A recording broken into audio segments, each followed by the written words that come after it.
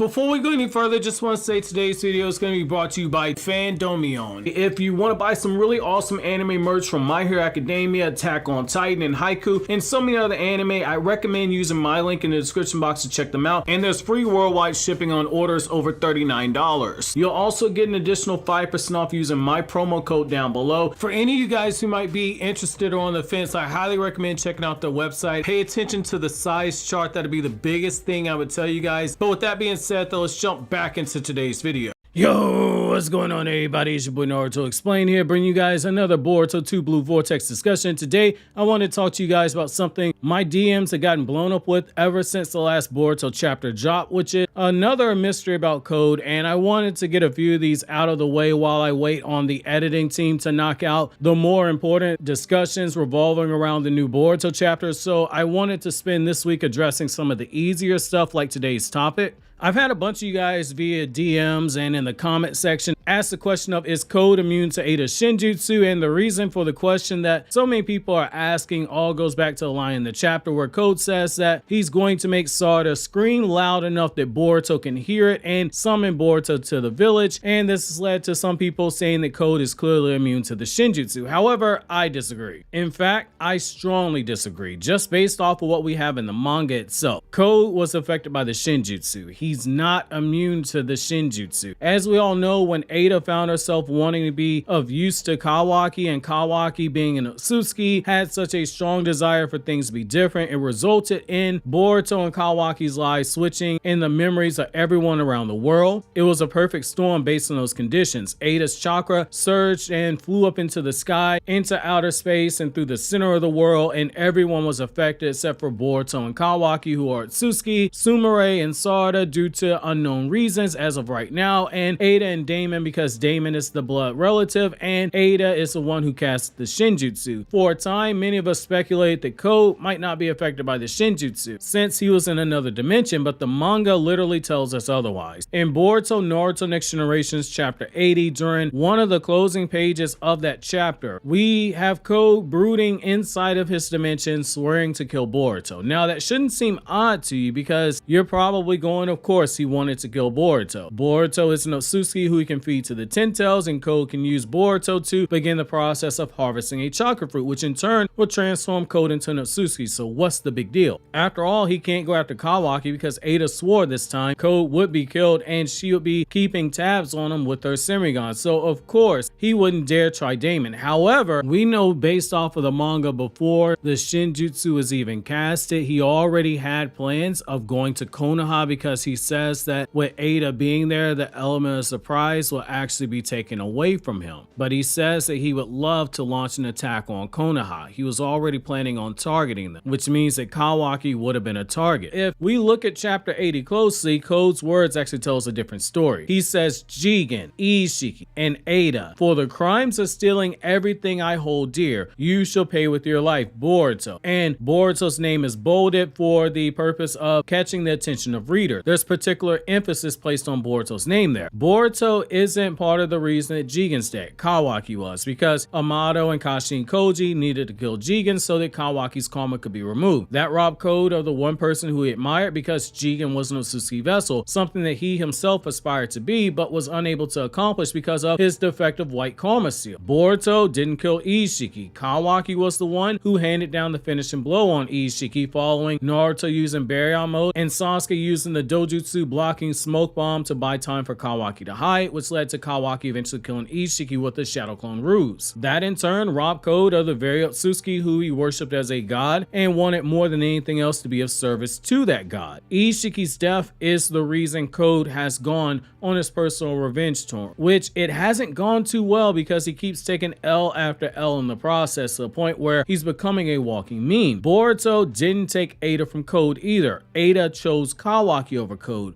from the very beginning, and Kawaki was the one who Ada told Code to lay off of. Boruto had nothing to do with that. It was all Kawaki. It goes back to Kawaki. Ada is the person Code believes he's in love with, but Ada isn't sure because of her charm and control power to capture hearts. Code said that the next time he sees Ada, he will be an Otsutsuki, and at that point he'll know if his feelings for her are real, and if they weren't, he'd try and kill her. Kawaki was the reason he lost Ada, not Boruto. However, once the Shinjutsu got casted, Code's memory, like everyone else, was swapped with Boruto and Kawaki. That's the whole reason Boruto's name is bolded in the text, to place emphasis on it for the readers. Now you might be asking, well, why was he so keen to target Konoha then? Kawaki isn't from the village, so it doesn't make sense for him to target the village if he thinks that Boruto's who Kawaki was, except it actually does. If we go back to Boruto Naruto Next Generations chapter 62, Kawaki is literally begging Code to spare Konoha, and he's laughing at the fact that Kawaki wants him to spare his quote friends end quote in exchange for Kawaki's life, and he calls it a absurd proposal. The Shinjutsu swapping Code's memories makes him think that Boruto was the one who said those words and not Kawaki. You might be asking, why would he say, I thought that I have his former friends toward whom he still cares about, summon him again? The last time Code saw Kawaki, he called the people of Konoha Kawaki's friends. It's very likely, based off of the battles that Code had that took place during the 2 years Code was hunting Boruto, that Sasuke or Boruto might have warned him to stay away from Konoha or something of that effect. Hence he said toward whom he still cares about. And as for why Code knows he turned against him, that might have been brought up there, that might have been observation made. However, I think the likely thing is that he picked up on it by having his claw grinds around the village and hearing people badmouth Boruto. He would have known that Boruto left the village. However, again, in his mind, Boruto's the one who tried to spare Konoha 3 years ago, not Kawaki, because his mind has been reversed. Boruto is Kawaki,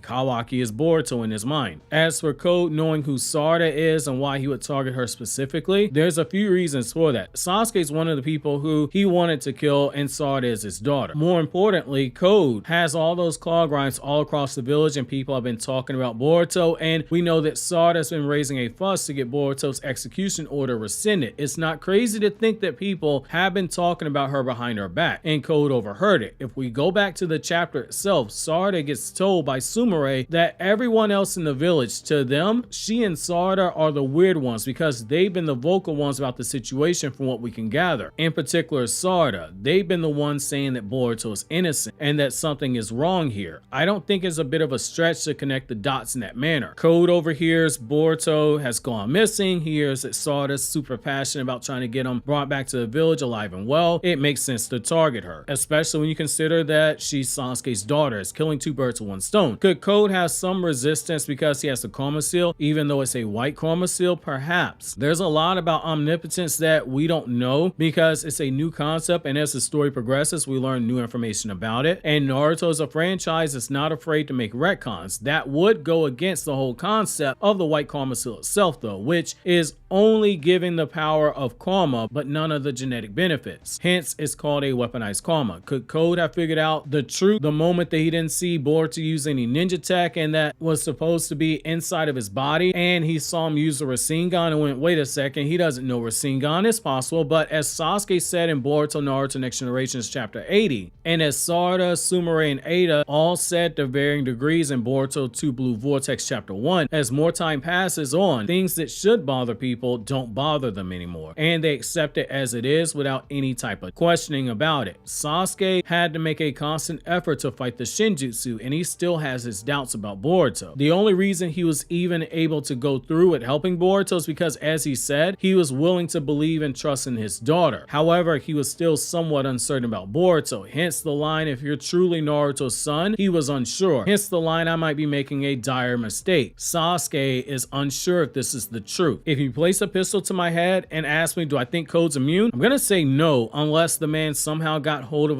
Otsutsuki genetics and that ended up reversing the Shinjutsu. Is it likely that he found out the truth and is trying to actively suppress it in the way that Sasuke did? I won't rule that out, and if it ends up being the case, I'll be totally impressed with Code, because we know from Sasuke's own words it's not an easy thing to do and it's a constant fight, which would show some extreme mental toughness on the part of Code, toughness that I didn't think he had. That being said, I'm so curious to know you guys' thoughts and opinions on this. And a real quick note, and important note, the video on Shikamaru being Hokage instead of Kakashi will be dropping on Monday, and Kakashi fans, forgive me for the thumbnail, easily a top 10 troll for the channel itself in terms of the thumbnail art. The editor absolutely killed it. The artist for the thumbnail killed it as well. But we had to remake a modern classic meme for this one. There's a few more highly edited Boruto chapter discussions coming next week, so make sure to keep your notifications turned on. Meanwhile, check out this Naruto Explain video.